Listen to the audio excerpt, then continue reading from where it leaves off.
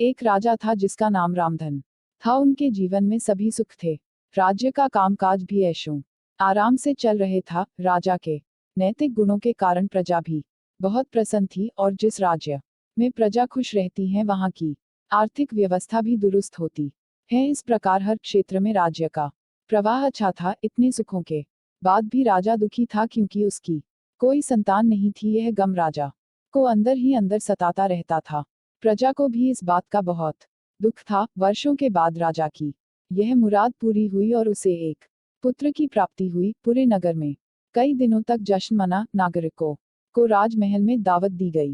राजा की इस खुशी में प्रजा भी झूम रही थी। समय बीतता जा रहा था। राजकुमार का नाम नंदन सिंह रखा गया। पूजा पाठ एवं इंतजार के बाद राजा को संतान प्राप्त हुई थी, इसलिए उसे बड़े लाड प्यार से रखा जाता था। लेकिन अति किसी बात की अच्छी नहीं होती। अधिक लाड़ ने नंदन सिंह को बहुत बिगाड़ दिया था। बचपन में तो नंदन की सभी बातें दिल को लुभाती थी, पर बड़े होते होते यही बातें बदतमीजी लगने लगती हैं। नंदन बहुत ज्यादा जिद्दी हो गया था। उसके मन में अहंकार आ गया था। वो चाहता था कि प्रजा सदैव उसकी जय जयकार करे, उसकी प्रशंसा करें। उसकी बात ना सुनने पर वो कोलाहल मचा देता था। बेचारे सैनिकों को तो वो पैर की जुती ही समझता था। आए दिन उसका प्रकोप प्रजा पर उतरने लगा था। वो खुद को भगवान के समान पूजता देखना चाहता था। आयु तो बहुत कम थी, लेकिन अहम कई गुना बढ़ चुका था। नंदन के इस व्यवहार से सभी बहुत दुखी थे। प्रजा आए दिन दरबार में नंदन की शिकायत लेकर आती थी, जिसके कारण राजा का सिर लज्जा से झुक जाता था। यह एक गंभीर विषय बन चुका था। एक दिन राजा ने सभी खास दरबारियों एवं मंत्रियों की सभा बुलवाई और उनसे अपने दिल की बात कही कि वे राजकुमार के इस व्यवहार से अत्यंत दुखी हैं। राजकुमार इस राज्य का भविष्य है। अगर उनका व्यवहार यही रहा तो राज्य की खुशहाली चंद दिनों में ही जाती रहेगी।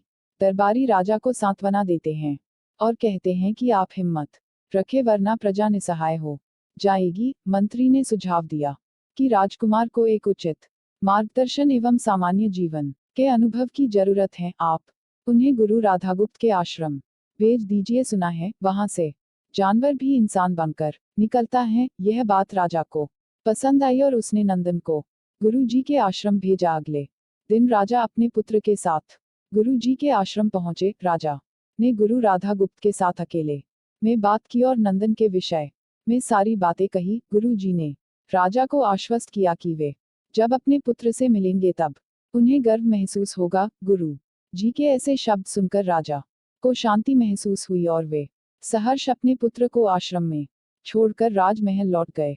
अगले दिन सुबह गुरु के खास चेले द्वारा नंदन को भिक्षा मांग कर खाने को कहा गया, जिसे सुनकर नंदन ने साफ इनकार कर दिया। चेले ने उसे कह दिया कि अगर पेट भरना है तो भिक्षा मांगनी होगी और भिक्षा का समय शाम तक ही है, अन्यथा भूखा रहना पड़ेगा। नंदन ने अपनी अकड़ में चेले की बात नहीं मानी और शाम होते होते उसे भूख लगने लगी, लेकिन उसे खाने को नहीं मिला। दूसरे दिन उसने भिक्षा मांगना शुरू किया।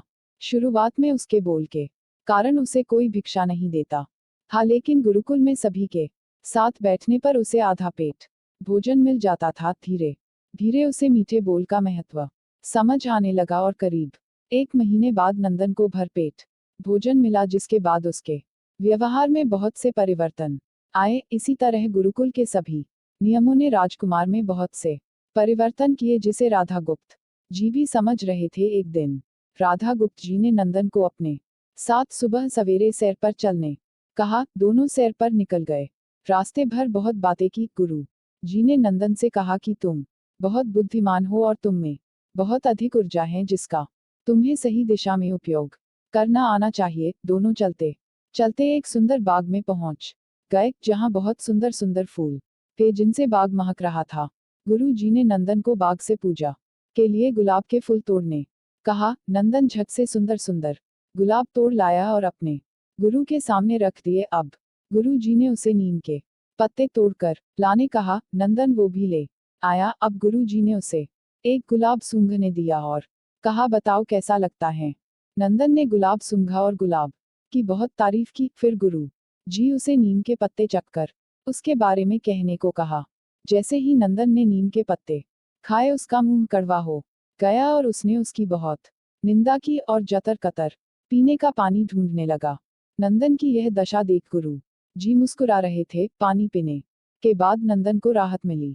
फिर उसने गुरु जी से हंसने का कारण पूछा। तब गुरु जी ने उससे कहा कि जब तुमने गुलाब का फूल सूंघा तो तुम्हें उसकी खुशबू बहुत अच्छी लगी और तुमने उसकी तारीफ की, लेकिन जब तुमने नीम की पत्तियां खाई तो तुम्हें वो कड़वी लगी और तुमने उसे थूक दिया और उसकी निंदा भी की। गुरु जी से नंदन को समझाया, जिस प्रकार तुम्हें जो अच्छा लगता है तुम उसकी तारीफ करते हो, उसी प्रकार प्रजा भी जिसमें गुण होते हैं उसकी प्रशंसा करती हैं।